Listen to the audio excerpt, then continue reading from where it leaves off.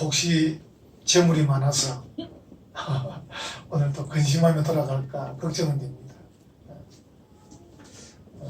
여러분 재산이 얼마나 됩니까? 한 10억 되나요? 아니면 20억쯤 되는 분 계시나요? 유라이는 뭐 큰 부산은 없는 것 같죠? 유라이는 뭐 큰 부산은 주로 부산이나 또 서울에 가야 많이 있겠다 그런 생각이 듭니다. 예수님께 이 한 청년이 나왔는데, 여러분 청년 그러니까 뭐 10대 20대라고 생각이 그렇지 않습니다. 아마 뭐 정확히 몰라도 30대일 수도 있고 40대일 수도 있고 50대일 수도 있습니다. 그렇죠?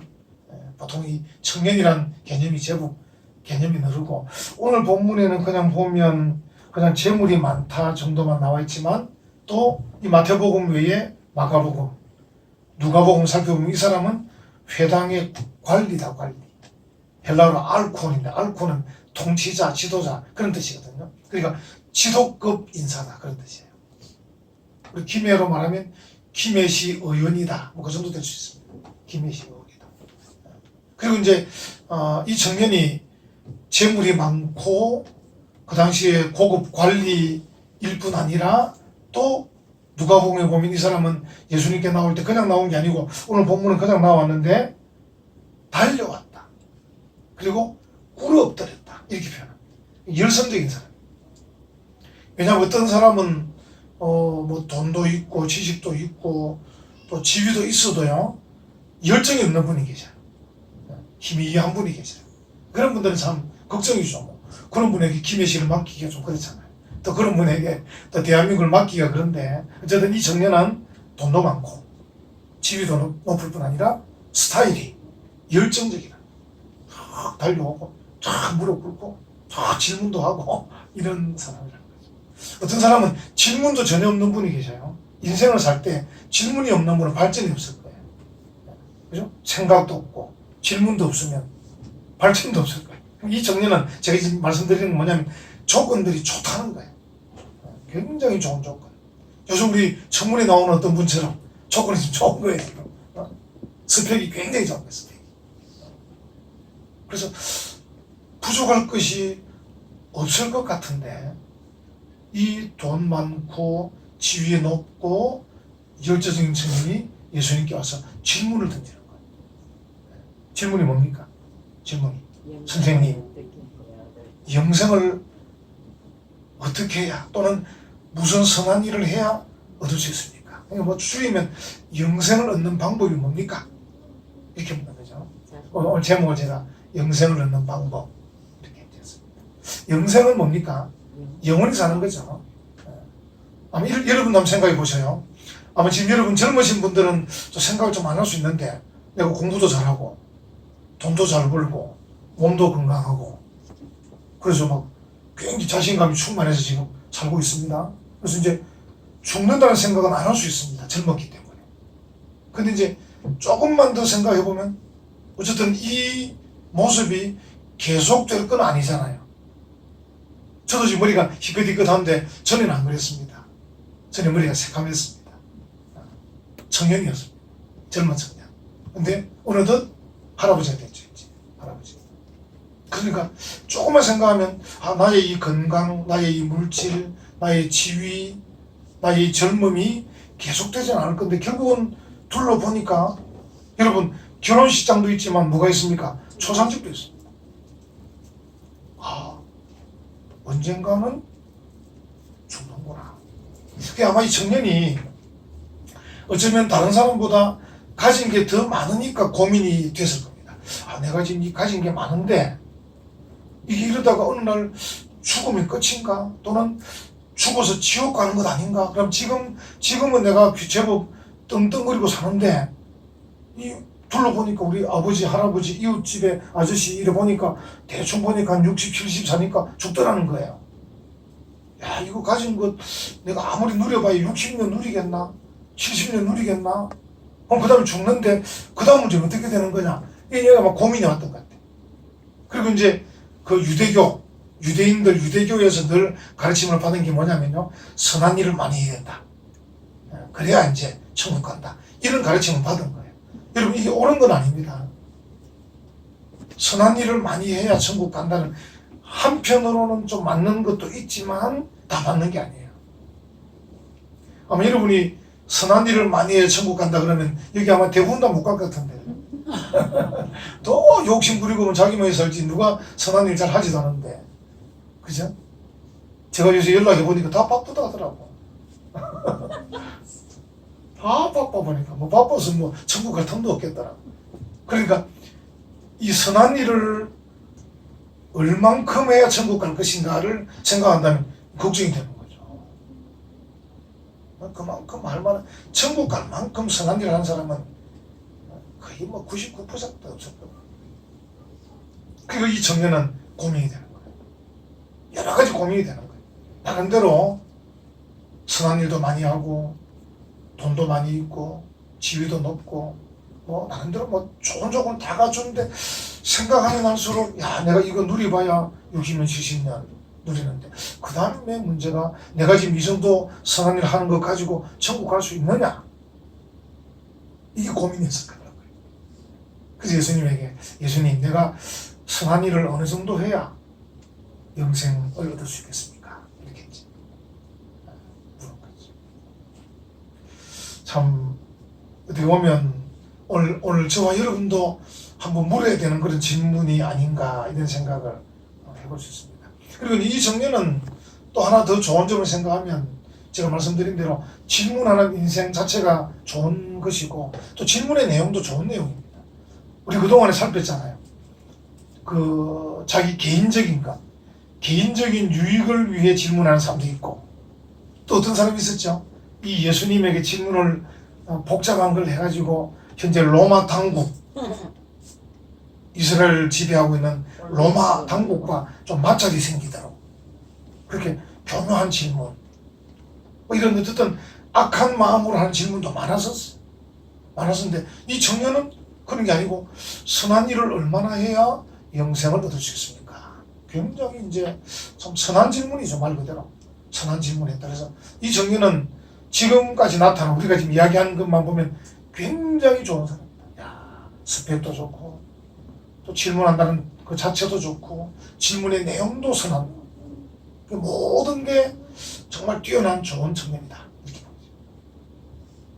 근데 예수님의 답변은 아주 좀 냉철합니다. 한번 보십시오. 이 보면 예수님께서 17절에 예수께서 이르시되 어찌하여 선한 일을 내게 묻느냐. 그러니까 이 청년이 무슨 선한 일을 하여야 영생을 얻겠습니까? 그러니까 선한 일을 내게 묻느냐 이렇게 말하고 그 다음에 선한 이는 오직 한 분이시니라. 선한 이는 오직 한 분 하나님이시니라 이렇게 말합니다. 예수님은 좀 약간 냉철하게 조금 뭐 박하게 대답하시는 것 같아요. 야 너는 지금 선한 일을 묻는데 내가 볼 때는 그게 중요한 게 아니고 선한 분이 하나님이신데 무슨 말입니까? 네가 도대체 선한 사람이 됐냐? 이걸 묻는 거예요. 여러분 여기서 우리가 이제 잘 찾아야 되는 핵심은 보통 사람들이 자기가 어떤 사람인가는 잘 찾지를 못해요. 근데 뭘 해야 되지? 이 관심이 많은 거예요. 관심. 지금 이 청년도 자기 유대교 유대인으로서 어릴 적부터 배운 대로 어쨌든 이런저런 계명들을 막 지키면서 좀 선하게 살려고 노력했다는 거예요. 근데 예수님은 뭐라고 답변하냐면 야 그게 중요한 게 아니고 네가 선하냐. 하나님은 선한 분이신데 너도 그 하나님 앞에서 선한 사람이 됐냐? 이걸 묻는 거예요. 우리 자신의 그 정체성, 아이덴티티 이게 중요한 거예요. 내가 누구냐가 중요한 거죠. 내가 누구냐에 대한 관심은 없고 그죠? 뭐 조금 하면 되는가 싶어서 뭘 조금 했다는 거예요. 전혀 다르죠.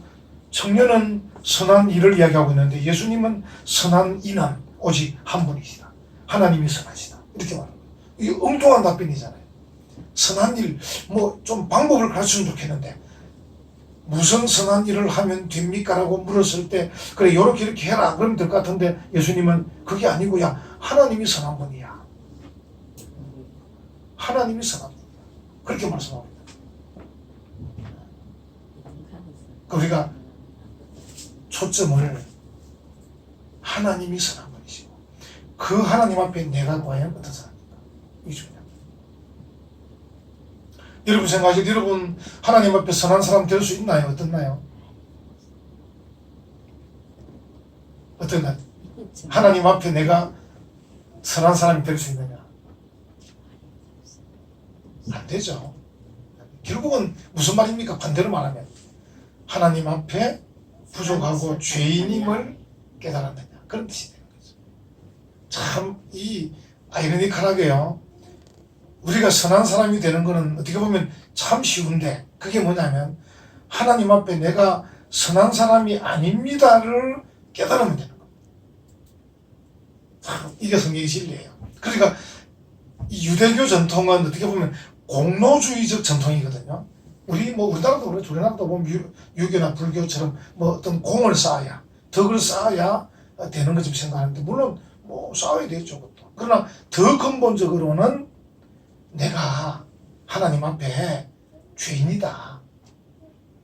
부족하다. 그리고 나의 것 가지고는 천국 갈 수 없다.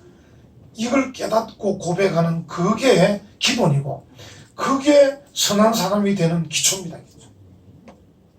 어떻게 보면 쉽죠? 참 쉬운 거예요. 근데 이제 이 청년은 그런 어떤 방향으로 살아오지 않고 어쨌든 무엇을 하여서 선한 사람이 되는 쪽으로 계속 살아온 거예요. 예수님께서 이제 그걸 알고는 뭐라고 덧붙이냐면요. 17절 뒷부분에 네가 생명에 들어가려면 계명들을 지키라. 이렇게 말하는 거예요. 계명들을 지키라. 예수님이 시험해 보는 겁니다. 그러니까 18절에 뭐라고 말합니까? 이르되 어느 계명이오니까 예수께서 이르시되 살인하지 말라, 간음하지 말라, 도둑질하지 말라, 거짓증을 하지 말라. 19절에 네 부모를 공경하라, 네 이웃을 네 자신과 같이 사랑하라 하신 것이니라. 이렇게 말합니다. 아니 여러분 이게 이 청년에게 있어서는 늘 지키는 겁니다.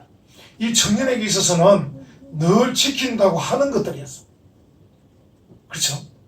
근데 한번 보십시오. 그 다음 흐름을 20절에 그 청년이 이르되 이 모든 것을 내가 지키어 싸운데, 만약에 이 청년이 정말 자신이 있으면 예수님 다 지켰습니다. 이렇게 하면 되는데 지키어 싸운데 아직도 무엇이 부족하니까 이렇게 말합니다. 근데 본인이 벌써 아는 거예요. 예수님이 딱 던지니까 내가 널 지킨다고 지켜온 것이지만, 예를 들어서 부모를 공경하라는 것도 여러분 어느 정도 해야 되나요? 부모를 공경하라는 그 계명에 우리가 점수를 받으려면 어느 정도 해야 되나요? 아마 참 힘들 거예요. 아무리 해도. 그죠? 지금 이런 내용들, 살인하지 말라. 살인하지 말라는 것도 우리가 꼭 사람을 죽여서가 아니라 미워해도 안 되잖아요. 미워해도. 간음하지 말라. 도둑질하지 말라. 거짓 증언하지 마라. 이 계명들이 쉽고 우리 일상에 가장 밀접해 있는 그런 계명들이지만, 그러나 다시 한 번 더 생각하면 내가 이 계명들을 지켰다고 생각은 하지만 한 번 더 생각하면 부족한데, 내가 이 계명들을 잘 지켜야 천국 간다 그러면 갈 수 있을란가, 이런 생각을 하게 된다는 거죠. 그래서 이 청년이 예수님의 그 질문에 내가 다 지켰는데 좀 부족한 게 뭐가 있습니까? 이렇게 묻는 거예요. 벌써 본인이 부족함을 느끼는 거예요. 예수님의 지금 의도는 부족함을 느끼게 만드는 거죠. 그래서 계명을 지켜서 천국 간다고 할 때 그 계명을 아무리 지켜도 부족하다, 이걸 지금 깨우쳐 주시는 거예요. 어떻게 보면 굉장히 쉬운 얘기잖아요. 우리가 계명을 지켜서 선한 일을 해서 천국 간다고 할 때 그 선한 일을 우리가 얼마나 많이 해야 천국에 갈 만한 점수가 되고 천국에 갈 만한 카트라인에 통과할 수 있는가 할 때 처음에는 자신 있게 예 하지만 한 번만 더 생각하면 하나님이 점수를 매기실 때 좀 냉철하게 매기면 카트라인 들어갈 수 있을까, 이런 생각을 하는 거예요.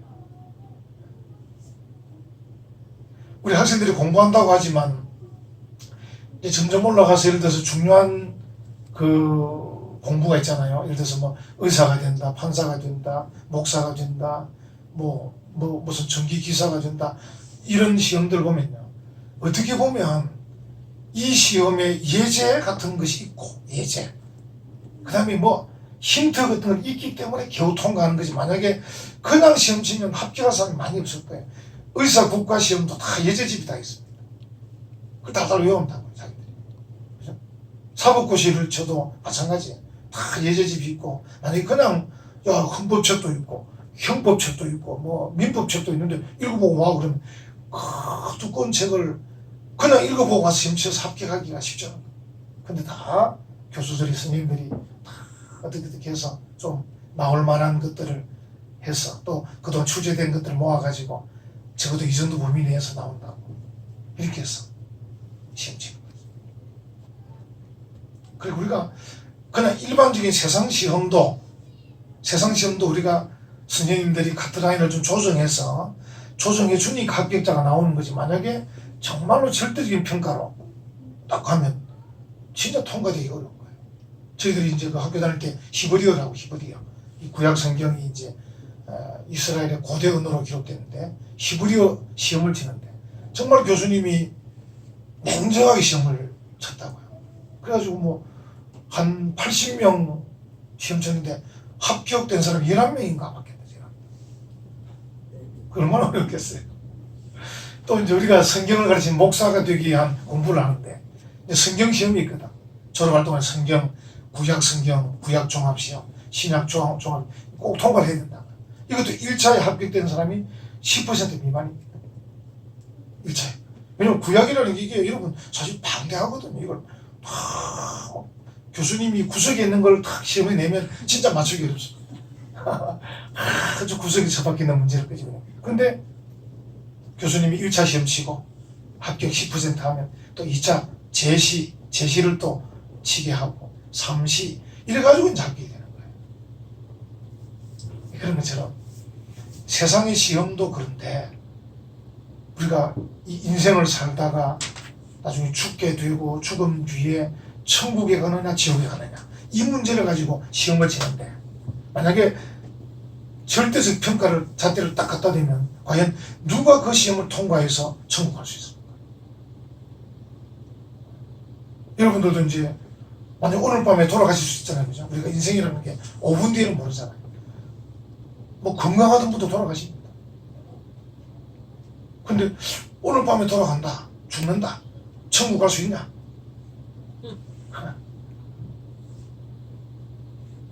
여러분들이 내가 천국 갈만 한가를 생각하면 천국 못 갈 것 같습니다, 이렇게 할 거예요. 근데 우리가 이제 여러분과 저는 답이 있잖아요. 우리를 위해 대신 죽으신 예수 그리스도, 그분을 구주로 믿고 하나님 앞에 내 자신이 부족함을 깨닫는 그 자세, 겸손한 자세, 또 심령이 가난한 자세로 살기 때문에 오늘 밤에 죽어도 천국 갈 수 있습니다. 왜냐하면 천국에 가는 것은 내 점수로 가는 것이 아니고 하나님의 은혜로 가는 거예요. 은혜입니다. 은혜. 그레이스, 은혜. 하나님 은혜로 갑니다. 우리가 이제 인생을 사는 것도 부모님의 은혜로 사는 거잖아요. 학교를 다니면서 선생님의 은혜로 학교를 다니는 것이고, 세상을 사는 것도 그래요. 여러분 혼자 살 수 있는 세상이 절대 아니잖아요. 상부상조가 돼야 되는데 마찬가지. 우리가 정말 이 중요한 천국에 관한 이 문제는 하나님의 은혜로 가는 것이기 때문에 오늘 밤에 죽어도 천국 갑니다. 왜냐하면 만약에 내 점수로 말하면 내가 말을 못하지, 부끄러워서 제 점수는 형편이 없고 내 점수로 가는 게 아니고 하나님이 우리를 봐주시기 때문에 예수님을 구주로 믿고 하나님을 의지하는 그 믿음을 보고 허락해 주시기 때문에 예수님이 이 지금 청년에게 그걸 지금 깨우쳐 주는 거예요. 네가 뭐 이것저것 지켰다고 하는데 얼마나 지켰냐, 이런 말이죠. 그러니까 이 청년이 내가 지금 다 지키기는 지켰다고 생각은 하는데 도대체 뭐가 또 부족합니까? 이 말은 자기가 생각해도 부족한 거예요. 왜냐하면 자기가 부족하지 않았으면 예수님께 안 나왔을 겁니다. 자기가 이미 좋은 스펙을 가지고 좋은 지위에 있고 재물도 많기 때문에 예수님 앞에 나올 이유가 하나도 없습니다. 그럼에도 불구하고 그가 예수님 앞에 나올 수밖에 없는 것이 인생이란 거죠. 오늘 우리 인생이 절대 큰 소리 치며 살 수 있는 사람 아무도 없다는 거예요. 생각을 한 번만도 안 해요. 결국 생각이 있는 사람이 사는 거예요. 생각이 있는 민족이 망하지 않는 것이고요. 생각이 있는 사람이 사는 겁니다. 생각이 없는 사람은 뭡니까? 바쁘기만 살다가 죽는 겁니다. 우리가 알잖아요. 영국에 그죠? 버나드 쇼라는 그 묘비에 문화대에 떨어진 묘비명에 우물쭈물 하다가 내일을 줄 알았다. 그러니까 어떻게 살다가 죽어버린 거야. 생각할 틈이 없었던 거야. 왜? 바쁘게 살고 자기 이익만 쫓고 자기 이기심과 자기 생각으로만 사니까 우물쭈물하다 죽는, 나중에 어느 날 죽는 날이 오는 겁니다. 얼마나 황당하겠어요. 살다 보니까 내 죽을 때 됐다 이거. 어떻게 하지? 그동안 배운 것도 없고 방법도 모르고 이 나이에 어떻게 할 수도 없고 뭐 그런 거예요. 참 놀라운 거죠. 이 청년 같은 경우에 생각이 있기 때문에 뭔가 내가 지금 다 가진 것 같은데 뭔가 부족한 거예요. 내가 선한 일을 제법 한다고 하는데도 부족한 거예요. 그 예수님에게 지금 나온 거죠. 예수님께서 그걸 지금 딱 꼬집으시는 겁니다. 이 여러분 한번 보십시오. 이제 마지막 이제 키포인트인데 21절. 여러분도 부담될지 모르겠습니다. 한번 보십시오. 21절. 예수께서 이르시되 네가 온전하고 잘지되 가서 어떻게 하라 그럽니까? 네 소유를 팔아 가난한 자들에게 주라. 그리하면 하늘에서 보화가 네게 있으리라. 이 말은 영생 얻는다. 천국 가서 하나님 앞에 다 보상을 받을 것이다. 그리고 와서 나를 따르라. 참 이게 이제 이 청년에게 있어서는 정말 청년의 그 욕심 많고 또 청년이기 때문에 그 다음에 김혜시 의원님은 그 다음에 뭐 노리겠습니까? 경남도 의원 노릴 것이고 경남도 의원님은 나중에 국회의원도 노리겠죠. 이런 야심이 있는 청년, 야심이 있고 또 자기의 야심을 뒷받침할 만한 집안의 재물도 있고 집안 이 재력도 뒷받침해주고 요즘 그런 분이 지금 청문회 준비하고 있지 않습니까? 집안의 재력도 있고 좋은 대학도 나오고 그런 것처럼 이 청년도 마찬가지예요. 집안의 재력도 있고 자기 자신도 실력이 있고 야심이 있단 말이죠. 그 청년의 그 야심을 찌르는 예리한 예수님의 그 시험이 뭡니까? 네 소유를 팔아서 가난한 자들에게 주고 나를 따르라. 그 길이 영생입니다. 여러분 중에 좀 걱정되실 거예요. 이 교회 온다고 왔더니만 갑자기 뭘 재물 팔아 무슨 뜻이겠습니까? 아마 여러분 중에서는 이제 대충 판단하실 거예요. 예수님께서 네 소유를 팔아라고 하는 이 극단적인 이 말씀은 무슨 말입니까? 야, 탐심을 버려라. 이 말입니다. 이게 무슨 말이냐면 사람들이 공부를 해서 좋은 대학 나오는 일과 돈을 벌어서 재산을 축적하는 일과 그리고 이제 지위를 높이 오르는 이 일을 목적으로 하는 거예요. 그 목적이 아니잖아요. 인생의 목적이 돈을 버는 게 목적이 아닙니다. 인생의 목적이 뭐 높은 자리에 오르는 게 목적이 아닙니다. 인생의 목적이 좋은 대학 나오는 게 목적이 아닙니다. 그럼 뭡니까? 수단입니다. 수단. 도구. 돈을 벌어서 뭐 할 거냐 더 중요하잖아요. 안 그러면 아까 말한 버나드 쇼처럼 우물쭈물하다 죽는 겁니다. 그리고 번 돈은 자기도 쓰지 못해. 다 자녀들이 허랑방탕해버립니다. 재산 많이 물려줘봐요. 그러면.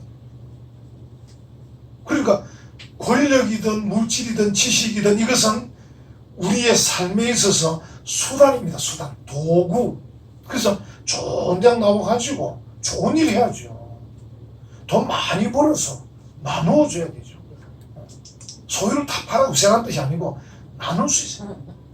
그러니까 탐심을 버리라 그 말입니다. 이 소유를 팔아라. 만약에 이 청년이 추측을 해봅니다. 아 예수님 알겠습니다. 제가 그동안 참 그게 고민이었는데 오늘 확 풀렸습니다. 내 재산 다 팔겠습니다. 예수님 야야 청년아 그렇게 하지 말고 아마 이렇게 말했을 거예요. 야 네가 둘러봐서 어려운 사람이 있으면 나눠주면 살아라. 이렇게 안 했을 거예요. 근데 예수님은 지금 짧은 시간에 빨리 말해야 되니까 네 소유를 다 팔아서 가난한 자에게 나눠주고 나를 따르라. 예 알겠습니다 하면 그건 답은 되는 거예요. 근데 청년이 고민이 되는 거예요. 왜? 아직도 돈이 목적입니다. 그러니까 탐심을 버려라. 그러니까 물질은 그저 모으는 것이 목적이 아닙니다. 아마 여러분 중에서는 계속 모으는 분만 계실 겁니다. 물질은 모으는 것만이 목적이 아니고 물질은 모을 뿐 아니라 쓸 수 있어요. 아마 그러면 우리 사회는 더 아름답고 밝을 겁니다. 그리고 여러분은 계속해서 부자도 될 수 있어요. 제가 늘 들먹이는 사람 빌 게이츠 보십시오. 얼마나 많은 돈을 나누는지 모릅니다. 근데 계속 그는 세계적인 가부입니다. 왜? 주식이 계속 오르는 겁니다. 써도 끝이 없습니다. 우리처럼 뭐 100만 원, 1000만 원 쓰는 게 아닙니다. 그 사람은 1000억, 2000억 이렇습니다. 그 사람은. 많이 쓸 때는 수천억 정도 씁니다. 해마다. 우리가 생각하는 상상이지. 근데 그 사람은 계속 부자입니다. 그 사람은 돈을 수단으로 생각하지. 그분이 어디 있다 그러죠? 미국 시애틀에서 바다를 바라보면서 어디에 돈을 쓸까? 돈을 궁리하고 있어요. 아프리카 사람들 어디를 도와주면 될 건가? 아시아 사람들 뭘 도와줄까? 이거 자기 부인하고 고민하고 있는 거죠. 그래서 자기 부인 이름으로 재단을 설립해가지고 거기 계속 돈을 수천원씩 넣고 있는 거죠. 그 사람은 돈에 대해서 아는 거죠. 돈은 목적이 아니고 수단이다. 그런데도 불구하고 계속 돈을 벌리는 거예요. 예수님께서 청년에게 야, 네 마음에 탐심을 버리고 그리고 물질이 목적이 아님을 좀 깨달으면 좋겠다. 이 얘기를 하고 있는 것이죠. 이 청년에게는 고통이죠. 여러분 한번 보십시오. 본문의 22절. 그 청년이 재물이 많음으로 이 말씀을 듣고 근심하며 가니 이 청년에게는 이 고통입니다. 왜? 아직까지 이 청년은 이 가치관이 안 바뀐 거죠. 아마 그래서 이 청년이 다음에 아마 한 번 더 찾아온다든지 뭐 계속해서 또 두 번째 찾아온다든지 아마 뭔가 변화가 일어나겠죠. 우선 지금의 이 예수님과의 만남에서는 이 청년이 답은 들었지만 본인이 받아들이기 어려운 거죠. 왜? 자기가 가진 게 너무 많은 거예요. 이 재물이 많단 말은 꼭 돈만 말하는 게 아닙니다. 그의 지위, 그의 권력, 그의 스펙, 그의 가정적 배경, 모든 것. 이 모든 게 너무 크니까 예수님의 그 말씀 앞에 고민이 되는 거죠. 이 청년에게는 고통이 되는 거죠. 그래서 근심하며 갑니다.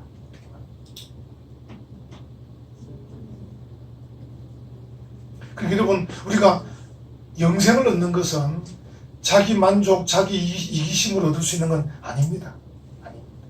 그리고 우리의 지식이나 우리의 권력이나 우리의 물질이 목적이 되어 있는 삶으로는 얻을 수 없는 거죠. 왜냐하면 이 돈이 목적이고 지식이 목적이고 권력이 목적인 사람은 이 땅에서 돈이 없어지고 지식이 멈춰지고 지식이랑 나중에 여러분 나이 들면 결국 없어지는 겁니다. 그 다음에 권력도 결국은 건불 10년인데 결국은 오랫동안 누릴 수는 없는 겁니다. 지금. 그러면 자기 인생도 그 물질과 권력과 함께 허무하게 없어지는 거죠. 그리고 나중에 죽을 때 우물쭈물 죽는 거죠. 우물쭈물 죽게 되는 거죠.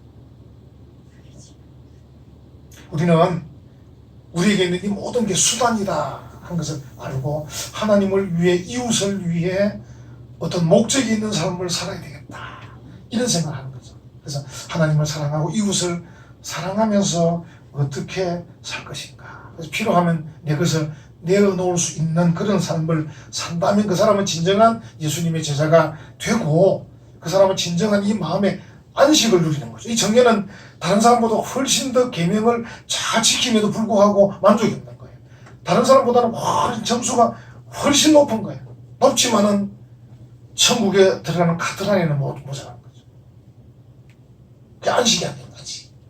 우리는 하나님과 이웃을 사랑하는 마음으로 이 물질이나 지식이나 이런 것들을 수단으로 생각하면 우리는 뭡니까? 가벼운 마음으로 안식을 누리면서 오히려 기쁘게 찬송하면서 죽음 뒤의 생각까지도 소망 가운데 여유있게 살아갈 수 있는 것이죠. 이 아침에 이 청년의 이 참 어떻게 보면 가장 기본적인 질문, 여러분과 저도 이런 질문을 예수님께 던져서 질문의 해답을 얻고 여러분의 인생이 지금보다는 훨씬 아름다운, 훨씬 풍성한, 훨씬 복된 그런 삶을 살아가는 여러분 되시기를 간절히 축원합니다. 아멘.